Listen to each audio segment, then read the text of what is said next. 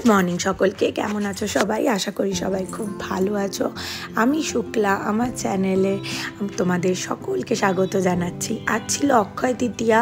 রোজের মতো আজকেও আমি চা, দুধ কর্নফ্লেক্স আর ডুকুর ফ্রুট ব্রেকের জন্য একটু তরমুজ কেটে দিয়ে ডুকুকে নিয়ে চলে গেলাম স্কুলে ছাড়তে।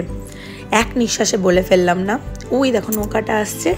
এই নৌকাটা যতক্ষণে আসবে তারপরে আমাদের নৌকাটা ছাড়বে। তো ততক্ষণ আমরা এক ভদ্রলোক মাছ বিক্রি করতে যাচ্ছিলেন, ওনারই মাছের সম্ভার দেখে নিচ্ছিলাম।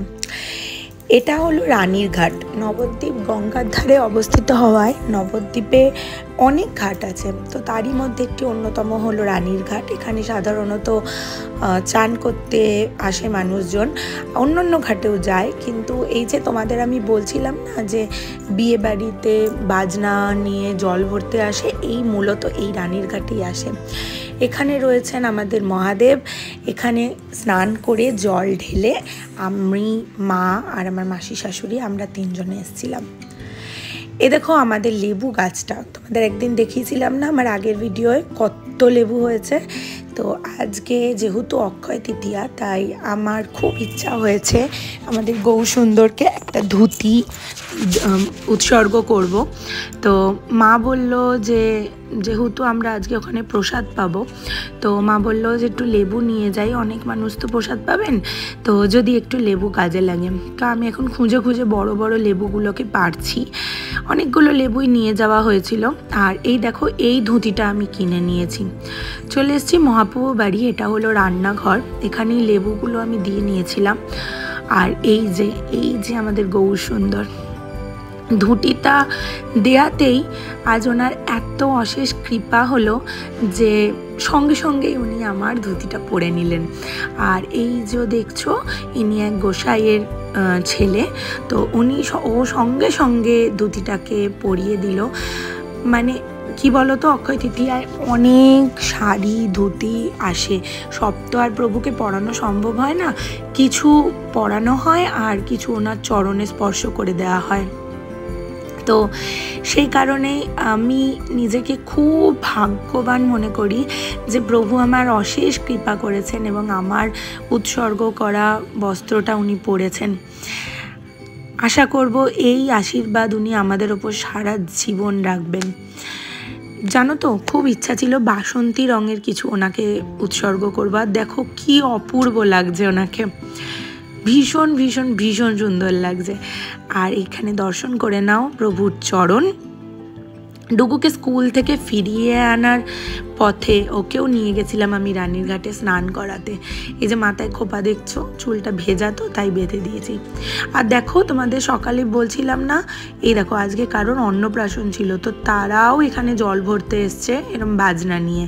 যেহেতু রোদ্দুর ছিল তাই জন্য ওরা টোটো করেছে। তারপরে আমরা চলে গেছিলাম দুপুরবেলা মহাপ্রভু বাড়ি প্রসাদ পেতে। যদি তোমাদের কারোর বুঝতে অসুবিধা হয় একটু বলে দিই, কখনো কোনো ঠাকুরের ভোগ প্রসাদ খাওয়াকে খাওয়া বলতে নেই, প্রসাদ পাওয়া বলতে হয়। তো এখানে আমরা বসে পড়েছি প্রসাদ পেতে। প্রথমে তো থালা আমাদের দিয়ে দিল, সঙ্গে একটা জলের বোতল। তারপরে দেখো যে কি পরিমাণ লোক হয়েছিল। কাল অক্ষয় তৃতীয়া ছিল তো তাই অনেক লোক ছিল। আর সবার মতো আমরাও বসে পড়েছি প্রসাদ পেতে। থালা নিয়ে আমরা রেডি, প্রসাদ আসলেই আমরা খাওয়া শুরু করব। এখানে দেখো গরম গরম রান্নাটাও হয়ে যাচ্ছে।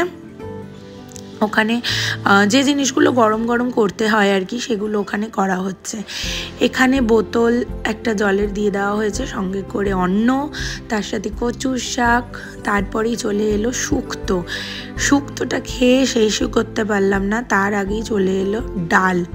জানো তো, আমরা যারা আমিষ ভোজি তারা ভাবি বোধহয় নিরামিষ আর কি খাবো, কিন্তু বিশ্বাস করো যেদিন তুমি ভোগ খাবে না তার থেকে সুন্দর স্বাদ কোনো আমিষ তোমাকে দিতে পারবে না। তো ডালের পরে চলে এসেছিলো এঁচোড়, তারপরে ছিল পুষ্পান্ন, আর এটা হলো ছানা, যেটা ছানাকে ভেজে এটার তৈরি করে। এটার পরে ছিল চাটনি আর পাঁপড়। তো চাটনি আর পাঁপড় যখন থাকে না, আমি একদম পাঁপড়ের মধ্যে এভাবে চাটনিটা তুলে কিন্তু খাই। তোমরা কারা কারা এরমভাবে খাও আমাকে কিন্তু অবশ্যই কমেন্টে জানিও। এখানে এসেছিল পায়েস, পায়েসের পরে এসে গেল একটা বড় গোলাপ জামুন, তারপরে আমাদের দিয়ে দিয়েছিল লাল দই, নবদ্বীপের বিখ্যাত লাল দই, তারপরেও না দুটো আরও মিষ্টি ছিল, আমি আর খেতে পারিনি। এই দেখো সকালে উনি ধুতি পরেছিলেন, তারপরে এই যে এই শাড়িটা উনি পরেছেন। সন্ধেবেলা মাম্পিদের বাড়ি চলে গেছিলাম, অক্ষয় তৃতীয়া ছিল তাই পুজো দেখতে, কিন্তু মাম্পির সাথে দেখা হয়নি, তাই ও আবার আমাদের বাড়ি চলে এসে একটু ডুগ্গোর সাথে লুডো খেলছিল। ব্যাস সেই মজা করে আড্ডা করে খুব সুন্দর একটা দিন কাটালাম অক্ষয় তৃতীয়া উপলক্ষে। আর তোমরা কেমন কাটালে আমাকে কিন্তু জানাতে ভুলো না। আজ আসি, আবার কাল আসবো।